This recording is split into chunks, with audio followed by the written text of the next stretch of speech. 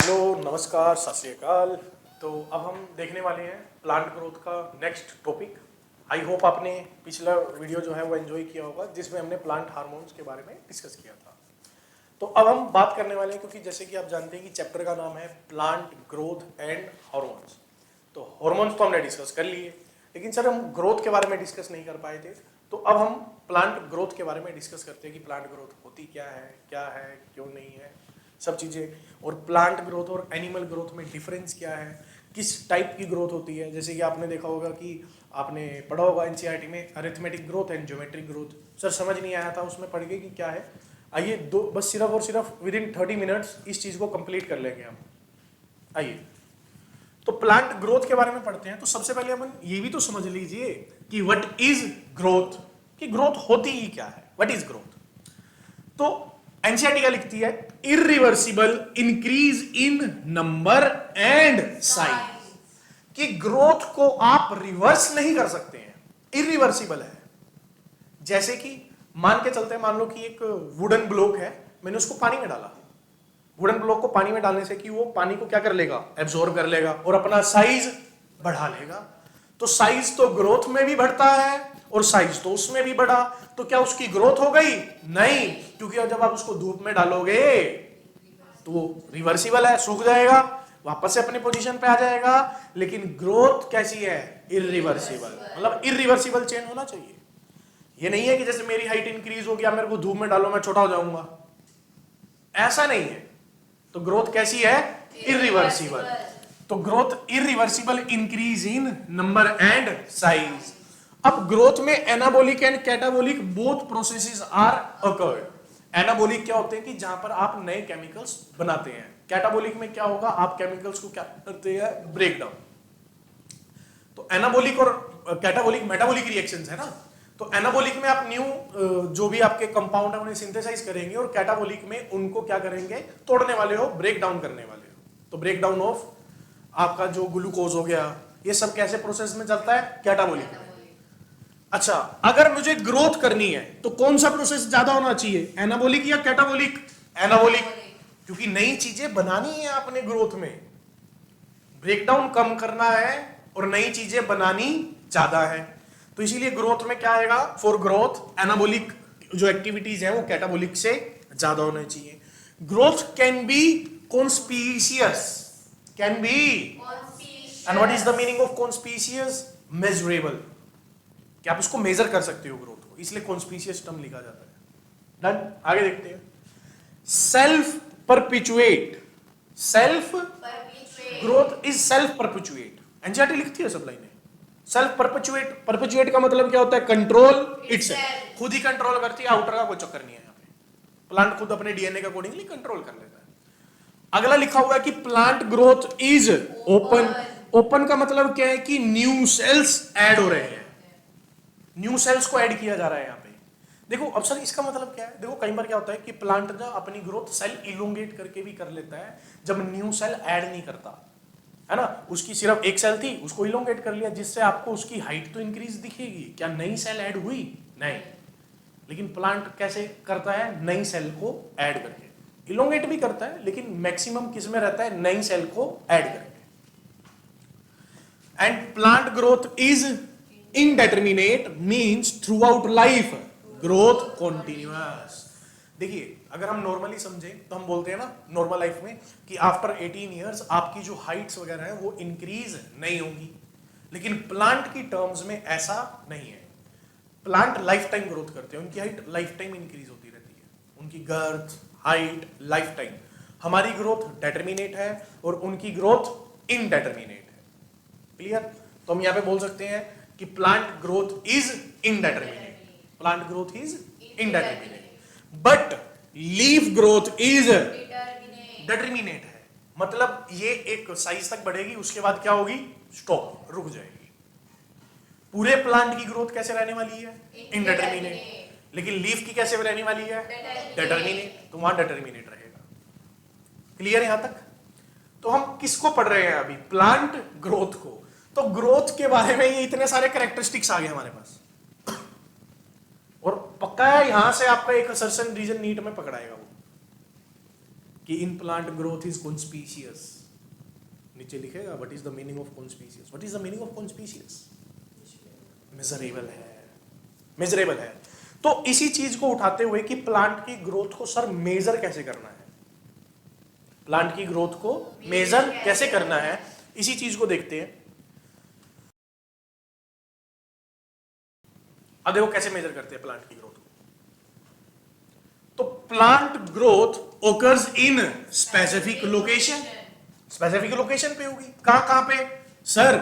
Apical meristem पे हो सकती है, क्योंकि आपको पता है, आपने अगर टिश्यू वाला चैप्टर पढ़ा हो तो वहां पे मेरिस्टेमेटिक एक्टिविटीज पढ़ते हैं। मेरिस्टेमेटिक जो हमारे टिश्यूज होते हैं वो बहुत ज्यादा क्या होते हैं, जल्दी से जल्दी डिवाइड। अगर हम मेरिस्टेमेटिक में देखें तो मेरिस्टेमेटिक कितने टाइप के होते हैं? 3 टाइप के। कौन कौन से? Apical, intercalary, lateral. तो हमारे पास 3 टाइप के टिश्यू हैं। तो एपिकल मेरिस्टेम की बात करें तो रूट एपिकल मेरिस्टेम और शूट एपिकल मेरिस्टेम क्या करने वाले हैं? लेंथ इंक्रीज करने वाले हैं। शूट एपिकल वाला ऊपर से और रूट एपिकल वाला नीचे से। Lateral meristem increase the girth, girth समझते हो ना, ये गर्थ, इसको चौड़ा करेगा, गर्थ इंक्रीज करेगा। Plant differentiation is open, means lifetime चलती रहती है। डिफरेंशिएशन का मतलब क्या होता है? देखिए जैसे हमारे अंदर है, आई थिंक इसको हम ना टिश्यू कल्चर वाले में पढ़ेंगे, डिफरेंशिएशन, डी डिफरेंशिएशन और री डिफरेंशिएशन। ये एनसीईआरटी का एक इंपॉर्टेंट टॉपिक है, प्लांट ग्रोथ वाले चैप्टर में ही दे रखा है, लेकिन जब हम एनाटॉमी पढ़ते हैं वहां पर ये बहुत अच्छे से डिस्कस होगा, क्योंकि हमें टिश्यूज की रिक्वायरमेंट होगी। तो हम एक बार इसको स्किप कर रहा हूं, मैं लिख लेना, इसको स्किप कर रहा हूं। एनाटॉमी वाले में जब हम या टिश्यू कल्चर पढ़ेंगे तो उसके अंदर कंप्लीट आपको पता चल जाएगा। आइए पढ़िए एक बार क्या लिखा है। क्या हमारी बॉडी में कोई ऐसी सेल जिससे आप पूरा ह्यूमन बना सकते हो? कैसी कोई भी सेल है जिससे आप पूरा ह्यूमन बना सकते हो? जैसे मैं आपको कहूं कि एक आई सेल ले लीजिए और उससे पूरा ह्यूमन बना दीजिए, नहीं, हमारे पास वो कैपेबिलिटी नहीं है। क्यों नहीं है? क्योंकि हम क्या हो चुके हैं, एक प्रकार से कंप्लीटली डिफरेंशिएट हो चुके हैं। हमारा फेट फिक्स कर दिया गया था। जब हम जाइगोट में थे, जब हम एम्ब्रियो की प्रोसेस में थे, तो हमारे डीएनए को क्या कर दिया गया? स्विच ऑन और स्विच ऑफ। कि आपने स्विच ऑन ये वाला जीन पकड़ा दिया कि आपने पूरी जिंदगी यही काम करना है। क्या वो जीन प्रेजेंट नहीं होंगे? बाकी होंगे, लेकिन वो किसी काम के नहीं है, एक्टिव नहीं है, और हम उसको दोबारा से एक्टिव कर भी नहीं सकते, क्योंकि पूरा ह्यूमन बनाने के लिए मेरे को उसको एक्टिवेट करना होगा ताकि सभी चीजें वहां से बन सके। लेकिन अगर हम बात करें प्लांट्स की, तो प्लांट्स में ये पॉसिबल है, और इसी चीज को हम बोलते हैं कि प्लांट्स की जो सेल है वो टोटीपोटेंट है। क्या है? टोटीपोटेंट। और इसी चीज को हम बोलते हैं टोटीपोटेंसी। टोटीपोटेंसी, टोटीपोटेंट है, मींस टोटीपोटेंसी, उसका जो फिनोमिना है वो टोटीपोटेंसी कहलाएगा। अब देखिए, क्या हमारे बॉडी में कोई ऐसी सेल जिससे आप पूरा ह्यूमन बना सकते हो? नहीं, because fate of each cell is decided. But in plants this phenomena is possible, जिसको आप डी डिफरेंशिएट बोलते हो या डिफरेंशिएशन। अब हमने सर ग्रोथ के बारे में पढ़ा, अब आगे हम किसमें? How to measurable plant growth, कि प्लांट की ग्रोथ को मेजर कैसे करें भाई। हमने ये तो समझ लिया कि एनाबोलिक है, कैटाबोलिक है, एनाबोलिक ज्यादा होना चाहिए, कैटाबोलिक कम होना चाहिए, ये सब चीजें तो हमने पकड़ ली, लेकिन हमने ये तो नहीं देखा कि मेजर कैसे करोगे, है ना। जैसे कि आपने एक चीज देखी होगी कि टाइगर्स की जब काउंटिंग की जाती है इन द वाइल्ड सफारी, कि कैसे काउंटिंग की सकते हैं, तो उनके काउंटिंग करने की अलग अलग टेक्निक्स हैं। नंबरिंग नहीं करते हैं उस पर, क्योंकि उसको डिस्टर्ब नहीं करना चाहते हैं। पग मार्क्स देखते हैं उनके, कितने पग मार्क्स आसपास प्रेजेंट है डिफरेंट टाइप के, तो वो नंबरिंग कर सकते हैं उससे, है ना। तो कई सारे टेक्निक्स हैं मेजर करने के, जैसे कि उनमें से एक वेट हो सकता है। वेट से आप मेजर कर सकते हो ना कि इसका वेट इतना है, इसका वेट इतना है, ग्रोथ को मेजर किया जा सकता है। तो अब मेजर ग्रोथ कैसे की जाती है, आप देखिए, actually occurs to increase its size. मान लो कि पहले साइज ये था, अब साइज ये हो गया, तो आपको पता है कि इसके अंदर का जो भी मटेरियल है वो इंक्रीज हुआ होगा। तो क्या बोल रहा हूं मैं यहाँ पे, साइटोप्लाज्म क्या हुआ है? इंक्रीज। साइटोप्लाज्म ग्रोथ में क्या होगा? इंक्रीज।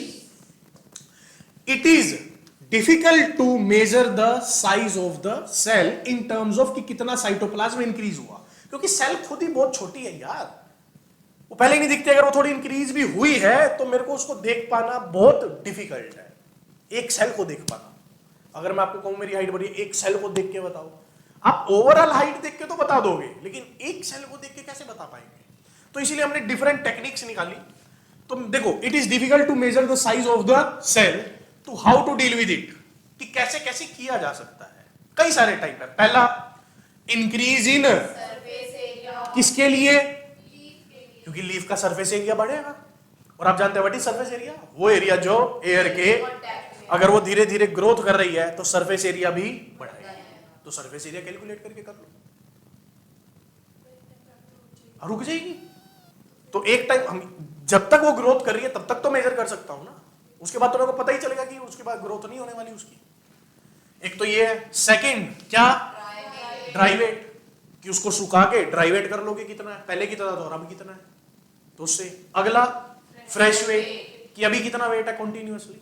जैसे कि अगर हम कहें कि ग्रोथ मेजर करनी है, कि जैसे आज के टाइम पे, जैसे आप मान लो कि आप जब छोटे थे, मान लो 6-7 ईयर के थे, उस टाइम पे वेट किया गया आपका, और आज वेट करेंगे तो वेट इंक्रीजिंग डिक्रीजिंग? इंक्रीज हुआ आएगा, तो कहेंगे जी ग्रोथ होगी, क्योंकि वेट बढ़ चुका है, क्योंकि एनाबॉलिक प्रोसेस ज्यादा हुए हैं। अब अगला लेंथ देख सकते हो, जैसे कि पोलन ट्यूब की लेंथ इंक्रीज होती है तो भी ग्रोथ है ना, लेंथ इंक्रीज कर रहा है।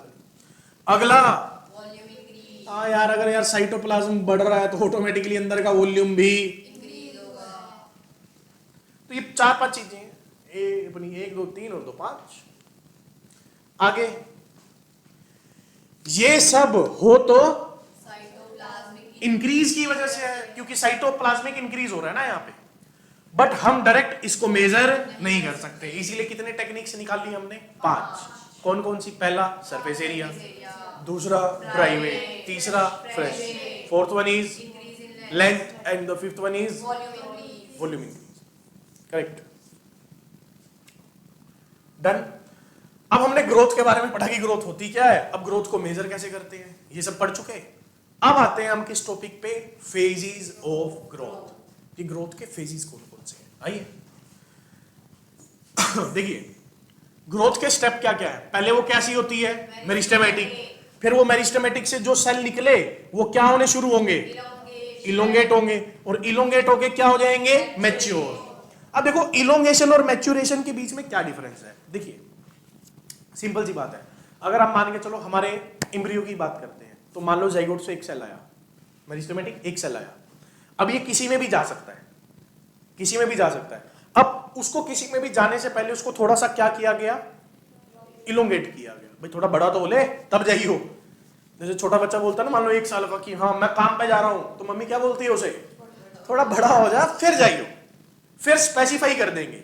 और सीबीएसई वालों भी आपको यही बोलते हैं, प्लस क्लास फर्स्ट में ही बोल दो कि मैं तो नॉन मेडिकल लूंगी या मेडिकल लेने वाली हूं, तो क्या बोलेंगे सीबीएसई वाले? अभी पहले बड़ा तो ले, फिर डिफरेंशिएट करेंगे ना तेरे को, फिर मैच्योर करेंगे कि तूने मेडिकल जाना है, नॉन मेडिकल जाना है ना, या होम साइंस, कौन सी साइंस पढ़नी है आपने, तो वो बताएंगे बाद में। तो पहले मेरिस्टेमेटिक सेल होगी, वो थोड़ा सा इलोंगेट करेंगे, इलोंगेट के बाद उसे क्या किया जाएगा? मैच्योरेशन। एंड मैच्योरेशन का टर्म क्या है यहाँ पे? मैच्योरेशन का यहाँ पे सिंपल सा मतलब है हमारे पास कि हमने उसका फेट डिसाइड कर दिया कि अब तेरे को स्टेम में ये वाला पार्ट बनना है, अब तूने जाइलम बनना है, फ्लोएम बनना है, क्या करना है, अब फिक्स होगी तू, तो मैच्योर हो चुकी है सेल।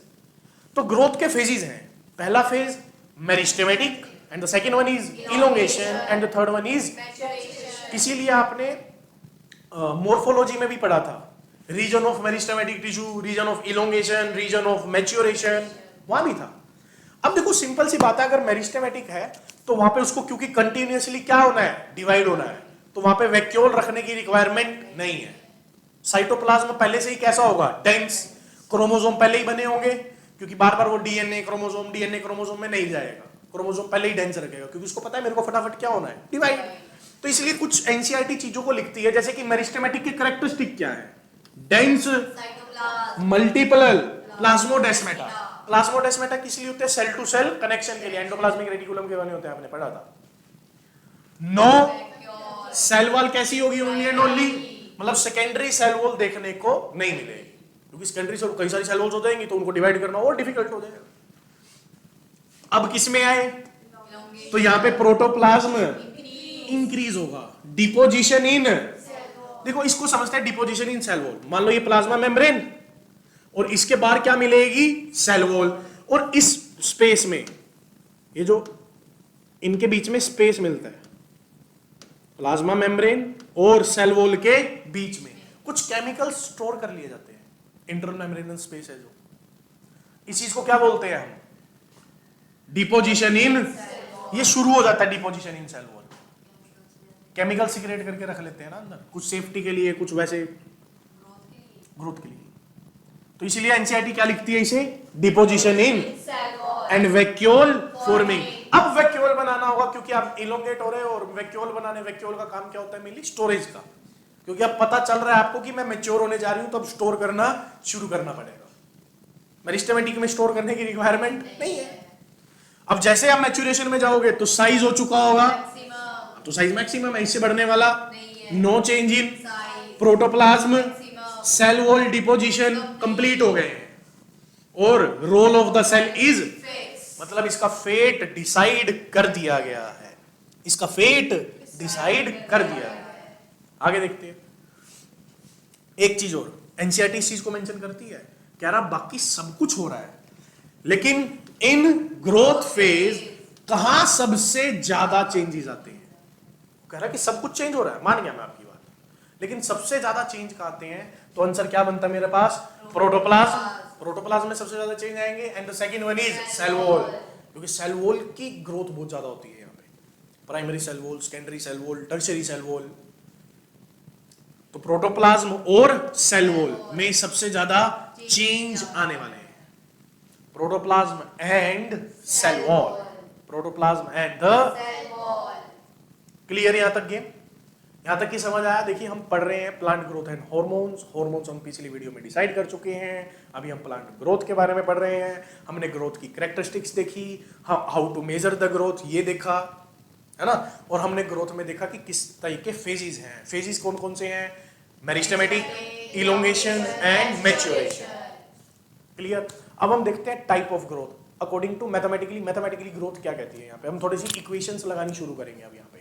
ये टॉपिक थोड़ा ध्यान से है, नीट और जैसे एग्जाम में इनमें से ज्यादा पूछा जाता है, इसमें से ज्यादा पूछा जाता है, क्योंकि समझ नहीं आते बच्चे को कि हो क्या रहा है। तो अब बिल्कुल आराम से समझिएगा। देखो टाइप्स ऑफ ग्रोथ, तो टाइप ऑफ ग्रोथ में पहली ग्रोथ कैसी है, अरिथमेटिक। कैसी ग्रोथ है, अब ये अरिथमेटिक नाम आपने सुना होगा क्लास 10th में, जिसको हम बोलते थे अरिथमेटिक प्रोग्रेशन। अरिथमेटिक प्रोग्रेशन, उसमें क्या था, डी कॉमन होता था, कॉमन डिफरेंस, डिफरेंस कॉमन आता था उनमें। आओ देखते कैसे डिफरेंस कॉमन आता है। देखना, इसको मत देखना बिल्कुल, यहां देखो, एक सेल है, डिवाइड हुई, कितनी बन गई, 2। कितनी बन गई, इसमें से एक सेल होगी मैच्योर। मैच्योर मतलब अब ये डिवाइड करने वाली नहीं है, तो एक सेल ने फिर डिवीजन किया। तो एक सेल देखो, ये तो ऐसे की ऐसे आई, देखो यार ग्रोथ कर रहे हो तो पिछली वाली तो काउंट करोगे ही ना भाई, पिछली वाली तो काउंट करनी है। पहले कितनी सेल थी, एक, कितनी बनी एक से, एक होगी, अब इसने डिवाइड होके कितने में डिवाइड हुई, 2 में, और एक ये आ गई। अब ये जो 2 में डिवाइड हुई थी उसमें से भी एक क्या हो गई, मैच्योर, मैच्योर हो गई। अब इन दोनों को यूं के यूं, और ये डिवाइड होगी कितनों में, 2 में, फिर से 2 में डिवाइड होगी वो। अब क्या होगा आगे, अब मान लो कि यहां देखो, दोबारा करते हैं,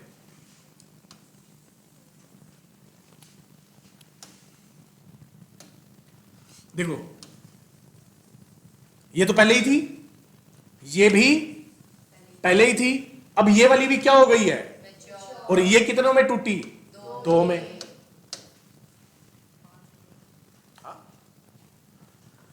तो मतलब इस टाइप की ग्रोथ आपको देखने को मिलती है। इसमें क्या है कि ग्रोथ हो भी रही है और मैच्योरेशन भी साथ साथ चल रही है, मैच्योरेशन भी साथ साथ, और ये मैच्योर हो रहे हो सेल, वहां पे मैच्योर भी हो रहे हैं।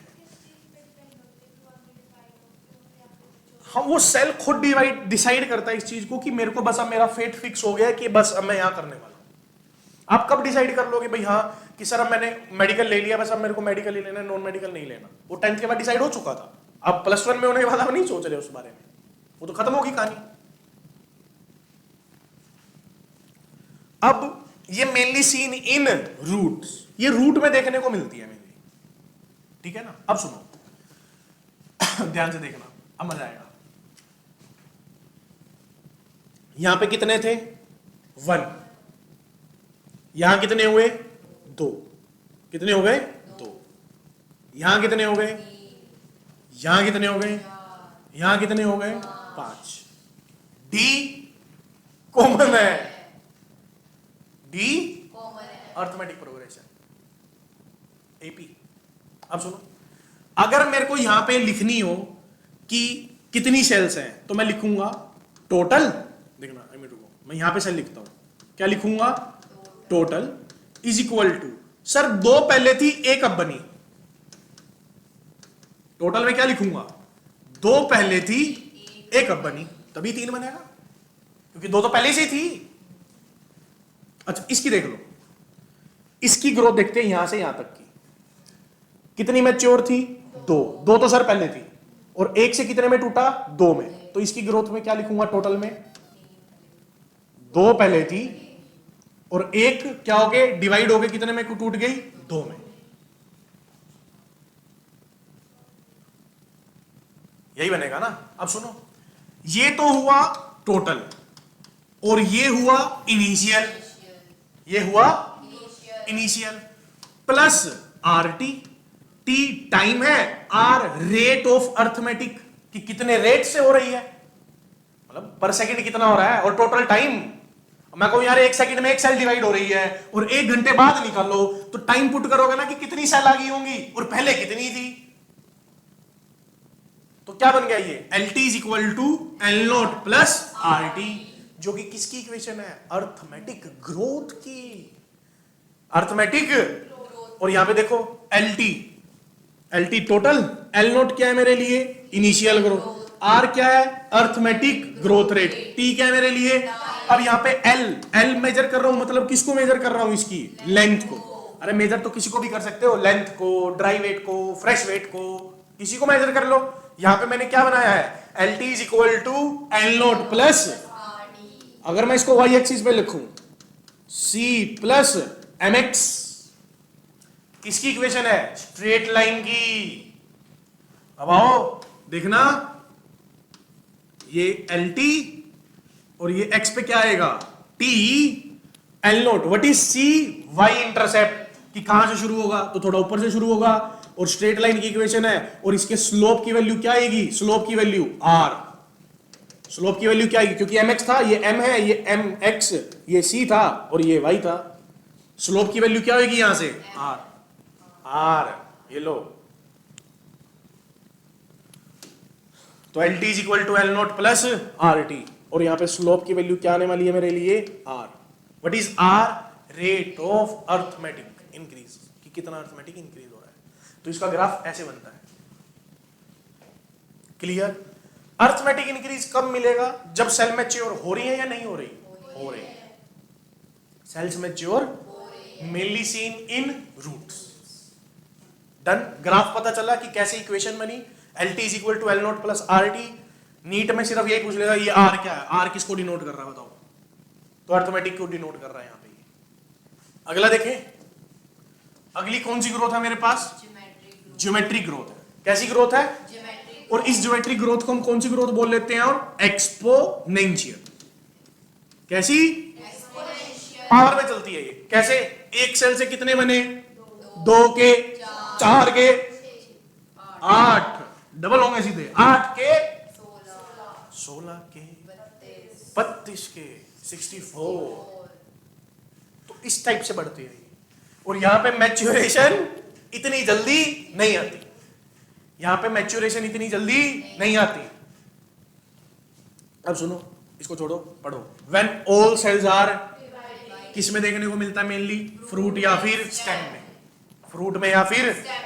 अब देखो इसमें वेट का चक्कर डाला हुआ है इन्होंने, क्या इक्वेशन बनाई हुई है, WT is equal to W not E की पावर RT, E की पावर। अब सुनो, WT final weight, W not initial weight, R geometric growth rate, ये पावर है ज्योमेट्रिक की है क्योंकि ऊपर गई हुई है, और what is E base of natural log, क्योंकि हम लोग 10 पढ़ते हैं ना हमेशा, जो बेस पढ़ते हैं लोग 10 की बेस में पढ़ते हैं ना, 10 की पावर 3, 10 की पावर 8। हाँ, तो यहाँ पे वो पावर बदली हुई है, नेचुरल लॉग है। कैसा है? Natural log. तो यहाँ पे इक्वेशन क्या बन जाती है मेरे लिए? WT is equal to W0 RT। ये natural base of natural logarithm, logs में नेचुरल लॉग है, ये नेचुरल लॉग है E। इसको हम चेंज करते हैं फिर 10 के बेस में, किससे मल्टीप्लाई करके? 2.303 से, तो नेचुरल 10 की बेस में आ जाता है। यार देख, जब हम निकालते हैं तो ये निकालते हैं ना 10 की पावर 3, अगर मेरे को कहे 2 की पावर 3 है ना, तो फिर ये बदल जाएगा वहां पे।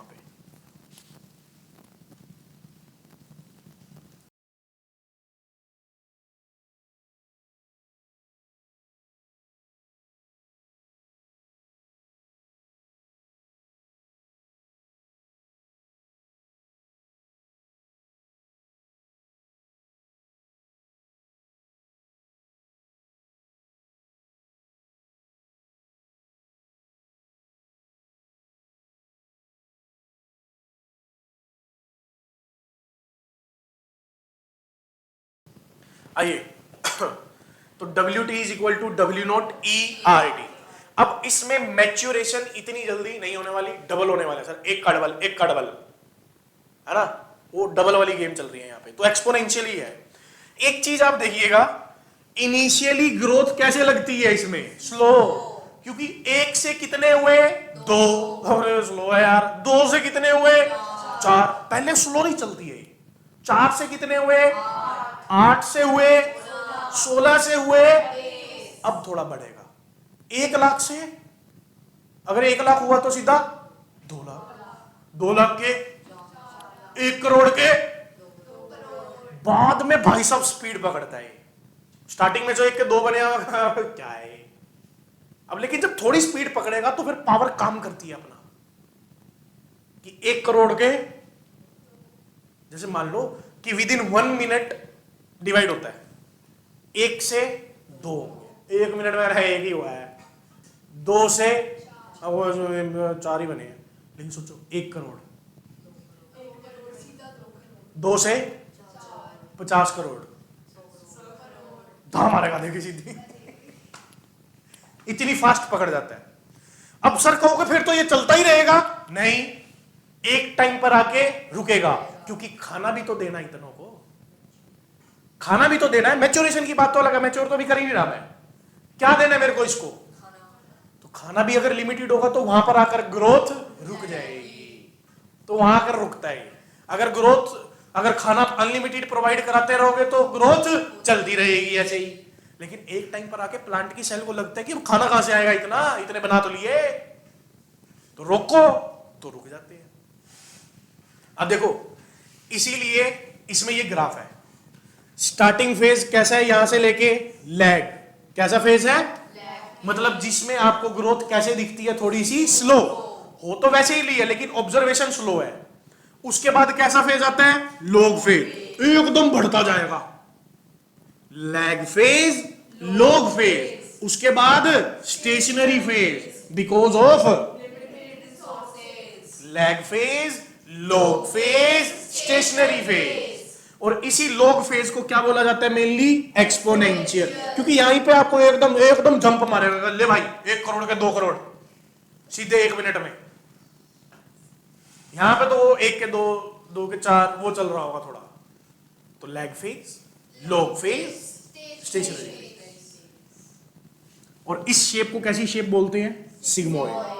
कैसी शेप बोलते हैं, सिग्मोइड शेप बोलते हैं, करेक्ट। तो आपको 2 टाइप की ग्रोथ समझ में आई, एक ग्रोथ कैसी थी, अर्थमेटिक, एक ग्रोथ कैसी थी, अर्थमेटिक ग्रोथ में ग्राफ कैसा बना हुआ था, स्ट्रेट लाइन। और अगर हम ज्योमेट्रिक ग्रोथ के बारे में बात करें तो ग्राफ कैसा है मेरे लिए, सिग्मोइड, जिसमें 3 फेज होते हैं, लैग फेज, लॉग फेज और स्टेशनरी फेज। और लॉग फेज को क्या बोला जा रहा है हमारे यहाँ पे, एक्सपोनेंशियल। कैसा फेज, एक्सपोनेंशियल फेज। आइए अब अगला टॉपिक है मेरे लिए ग्रोथ पे। एक होती है एब्सोल्यूट ग्रोथ और एक होती है रिलेटिव ग्रोथ। अब देखो कैसे, ये स्टार्टिंग में लीफ ए जो है मेरे पास 5 सेंटीमीटर स्क्वायर का था, दिख रहा है 5 सेंटीमीटर स्क्वायर है। ग्रोथ हो गया कितना हो गया 10 हो गया, ठीक है ना। तो एब्सोल्यूट ग्रोथ देखूंगा, फाइनल माइनस फाइनली इनिशियल कितनी आई 5 सेंटीमीटर। डन। आगे कौन सी ग्रोथ, रिलेटिव उसके इनिशियल से ही देखूंगा कि इनिशियल से कितना बड़ा, तो फाइनल माइनस डिवाइडेड बाय में 10 माइनस 5 बाय में कितनी आई 1 सेंटीमीटर स्क्वायर, और कितने परसेंट करा 100%। अगर परसेंटेज में जाऊं तो अगर मैं लीफ ए को देख रहा हूं जो किससे जा रही है 5 से 10 पे, एब्सोल्यूट ग्रोथ कितनी है, रिलेटिव ग्रोथ कितनी है 1 की, रिलेटिव ग्रोथ कितनी है, इसको देखो, इसका इनिशियली कितना है 550, कितना है 50। कितने पे होगी भाई साहब ग्रोथ, आप देख रहे हो कितनी ज्यादा हो रही है, चेक करते हैं आ जाओ। एब्सोल्यूट ग्रोथ कितनी आएगी 5, 55 माइनस 50 कितनी आई, भाई की भी कितनी आ रही थी, लेकिन ये 5 से किस पे गया, ये 50 से किस पे गया, ये 5 से 10 मतलब डबल हो गया, क्या ये डबल हुआ, नहीं, देखने में वो साइज बड़ा लगता है आपको, लेकिन रिलेटिव ग्रोथ देखना इसमें कितनी आएगी, फाइनल माइनस बाय में कितनी आ गई 1 बाय, और कितनी आएगी 0 पॉइंट, यहां कितनी आ रही थी, लेकिन रिलेटिव ग्रोथ देखोगे तो किसकी ज्यादा, लीफ ए की, एब्सोल्यूट ग्रोथ दोनों की सेम है। तो पहले कितना था और बाद में कितना हुआ, तो रिलेटिव ग्रोथ बताएगा ना कि रिलेटिव ग्रोथ कितनी है। हाँ देखने में लगता सर 50 से 55 होगा, अरे ओवरऑल देखो 5 से 10 डबल जा रहा है यार, डबलिंग हो रही है वहां। तो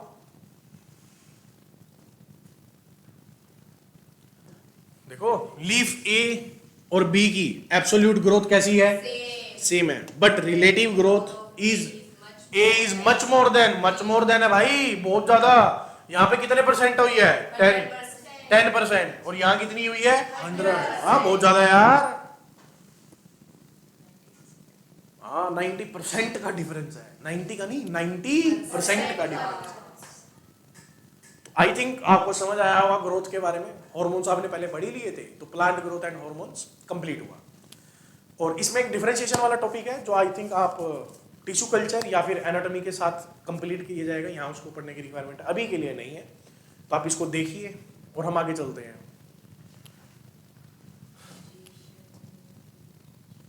हाँ अब इसमें ना एक टॉपिक और है, अगर हम उस टॉपिक को पढ़ ही ले तो खत्म करते हैं उसको। एक टॉपिक और है, वो क्या है, ये देखिए एक टॉपिक है, एक टर्म आती है यार प्लास्टिसिटी। क्या आती है, प्लास्टिसिटी। सर ये प्लास्टिसिटी क्या है, देखो आपने कई जगह सुना होगा, कई वीडियोस में यूट्यूब पे आपने कई जगह देखा होगा, रील्स में आप जब स्क्रॉल करते हो, न्यूरोप्लास्टिसिटी, कि सर हमें न्यूरोप्लास्टिसिटी को अपना अब्जॉर्ब करना चाहिए या उस न्यूरोप्लास्टिसिटी पे काम करना चाहिए। प्लास्टिसिटी क्या होती है, न्यूरोप्लास्टिसिटी अगर हम समझें, न्यूरोप्लास्टिसिटी है कि आप अपने ब्रेन को कितने टाइप के वर्क्स करवा सकते हो मैक्सिममली, और कितनी जल्दी आप उसमें हैबिटेट हो सकते हो। जैसे कि आपके लिए फिजिक्स आया, तो क्या आप अपने ब्रेन को उस फिजिक्स को करने के लिए एकदम रेडी कर पा रहे हो। अगर आप केमिस्ट्री कर रहे हो तो क्या आप उतनी जल्दी केमिस्ट्री करने के लिए रेडी कर पा रहे हो या नहीं कर पा रहे हो। डिफरेंट टास्क को क्या आप अकॉर्डिंग टू एनवायरनमेंट अपने आप को डेवलप कर पा रहे हो कि नहीं कर पा रहे हो। इस टर्म को हम क्या बोलते हैं, प्लास्टिसिटी। क्या बोलते हैं, प्लास्टिसिटी। और अगर आप प्लास्टिसिटी प्लांट्स में देखेंगे तो दो टाइप की होती है, पहली डेवलपमेंटल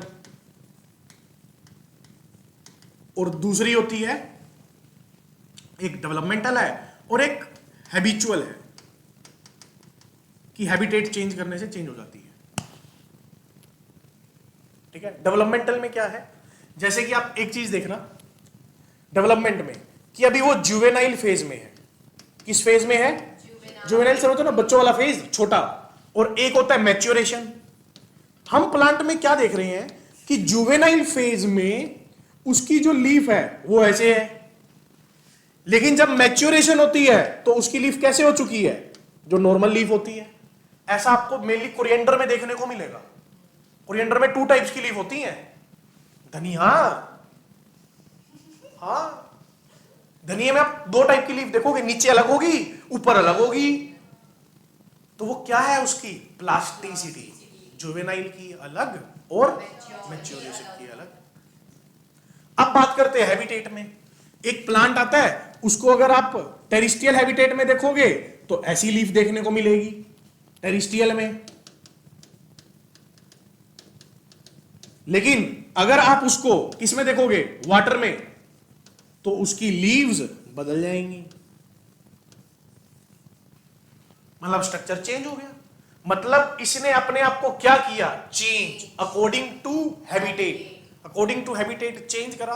मतलब देखो कहीं पर भी चेंज आ रहा है किसी भी वजह से, कि सर उसके ग्रोथ में चेंज है, जैसे कि डेवलपमेंटल स्टेज में चेंज आ रहा है।